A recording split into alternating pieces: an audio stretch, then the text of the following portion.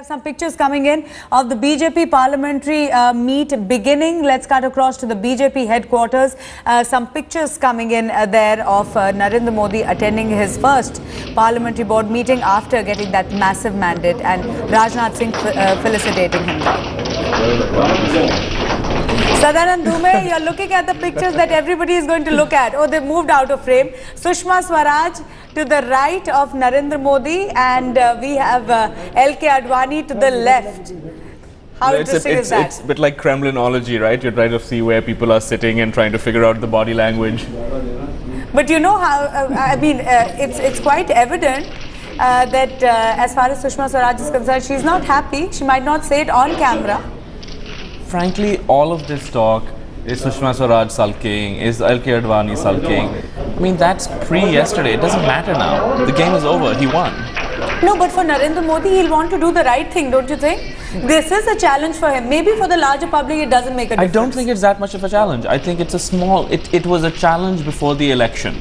These are moments that will really make up the reportage and coverage for today. Narendra Modi touching the feet of LK Advani and him hugging him there. Rajnath Singh there felicitating. But I'm more interested in Sushma Swaraj. She first wanted a pose, then she said ki samman hona chahiye, respect honi chahiye within the party. I want respect within the party. She's not agreeing to any of the poses that are being given to her, if reports and our reportage is to be believed. Maruk, I would say this whole line of reasoning was something that mattered when the BJP was heading into an election. They needed to be united.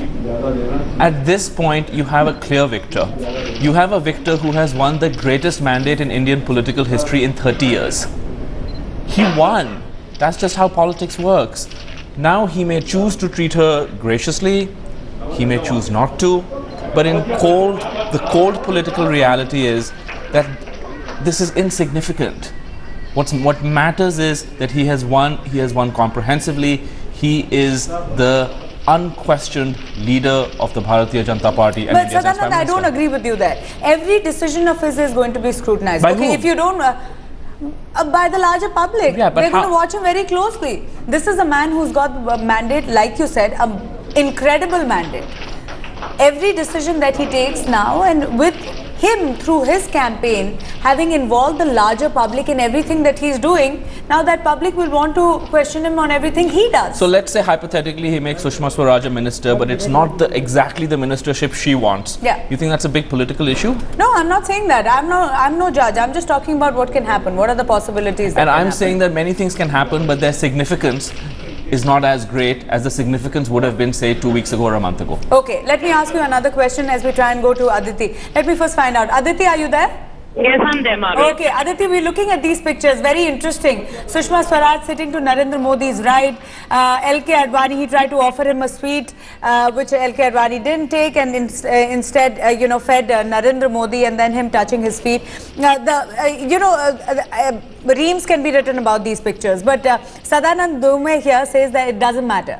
He's got the mandate, and whether Sushma is sulking or Advani is unhappy will not matter in the larger scheme of things. What's your sense?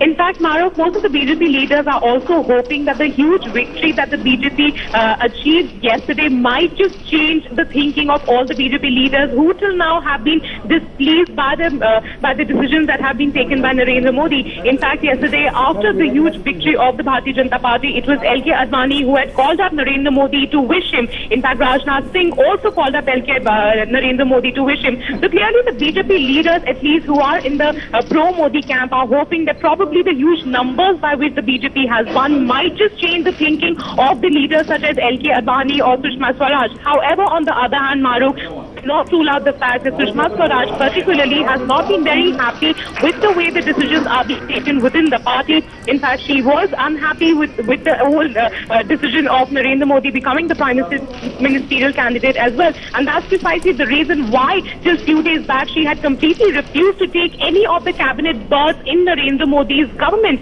In fact, we saw Rajnath Singh, we saw Nitin making regular visits to Sushma Swaraj's residence, which sources told us are were basically convincing tactics. They had gone to LK Advani also trying to convince LK Advani to send out the message to Sushma Swaraj. Now, whether after yesterday things have changed or not, Maruf, it will be interesting to see whether all the leaders have actually fallen in line or not, or whether the days to come are going to get even more challenging for Narendra Modi. Okay, Sadanand Dume, I want to ask you the other thing, and also the pictures on the screen. That's Dr. Manmohan Singh going to the Rashtrapati Bhavan. He had taken an appointment for 12:45 to tender his resignation. End of an era, 10 long years, Narendra Modi being felicitated and just hours away from being sworn in as the next Prime Minister of the country. Quick comment from you. I think out of the pictures that we're seeing in the BJP office, the more significant one really is Modi touching Advani's feet. Because what he's doing there is for his own party's rank and file. He's reinforcing the idea that this is a person who is willing to respect his elders. It makes him seem even bigger and magnanimous in his moment of victory. I think it's going to go down very well with the rank and file, many of whom do have respect for Advani, for what he did, how he built the party, even though they feel, to put it somewhat harshly, that he might have overstayed his welcome. And what about the departure of Dr. Manmohan Singh? Was that also one that was long overdue? It's a sort of sad, it's a bittersweet moment for India, I would say, because on the one hand, I think even his enemies would concede, even his adversaries would concede that he was a decent man, he was a well-meaning man, he wanted to do the right thing by India, but it's very hard to judge his tenure in office as a success. He started with an India that was very optimistic, that seemed to be poised on the cusp of great things. He leaves office really with India, in many ways, floundering. You know, the growth story has lost its way. India's place in the world is being questioned in a way that it wasn't being questioned some years ago. And so you have this decent person who obviously tried his best. I don't think people will remember him with any kind of hatred or rancor, but certainly with disappointment. They've made their choices clear, and the pictures on your screen tell the story of an era ending and a new one starting. And a lot said in those pictures. Dr. Manmohan Singh tendering his resignation to the President. Pranab Mukherjee had taken an appointment for 12:45, following which Kamal Nath, Parliamentary Affairs Minister, will also be meeting the President and requesting the President to dissolve the Parliament. Narendra Modi meeting the top brass of the BJP at the Parliamentary Board meet. A perfect picture has been put up by the BJP. LK Advani on the one side, Rajnath Singh, and of course Sushma Swaraj to the right of Narendra Modi. This is picture perfect, as they say, but the pictures at the same time speak a lot.